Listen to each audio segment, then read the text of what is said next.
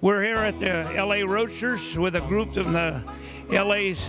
This is from the Grand National. There was some of the winter cars from the first car that ever won the Grand National back in 1950 is a knee camp car. We're waiting for it to come. It's in the museum right now.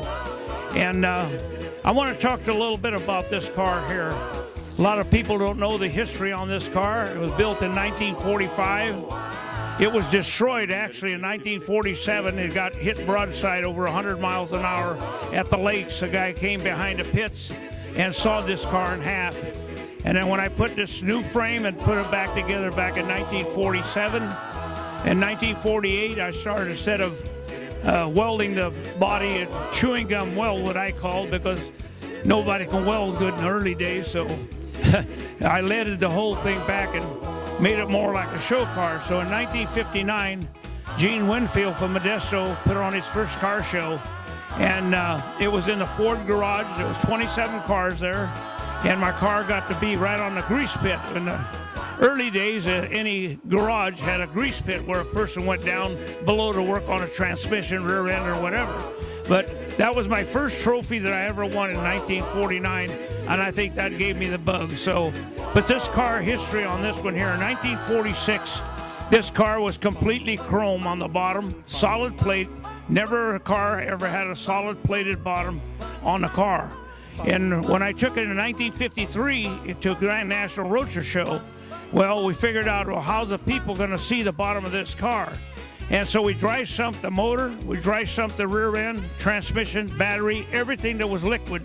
We transferred everything to dryness, and then we took 4 guys and turned this car every hour on the hour on its side so people can walk by and look underneath the car and see the plate work that had been done to it.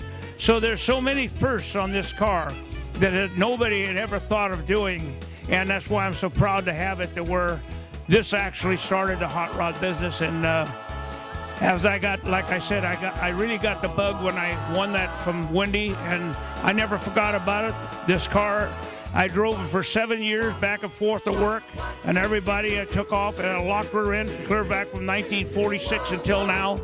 And they couldn't figure out how quick I was, because they never knew in them days in 46 with the lock rear end. But that lock rear end, by pulling both wheels, putting her every drag strip we went to, or every drag, the street drags that the car has ever been in. Nobody can come and claim and say that they've ever beat the car in a drag race.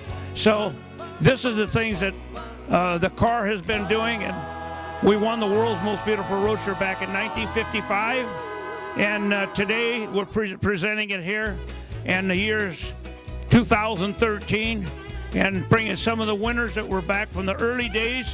And it's good to see these cars that were, you've seen what they did in the 50s and when they did in the 60s, 70s, 80s, and clear up in 90s and 2000 on up.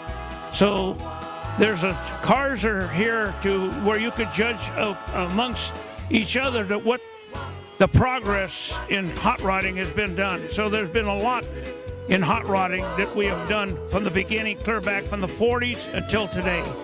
And I hope there's a lot of people out there that would come appreciate some of the work that these cars have had, so you can see what was in people's minds clear back in the early days. So I want to thank everybody that comes out to the Grand National Show and the LA Roadster Show where it's being displayed. So thank you.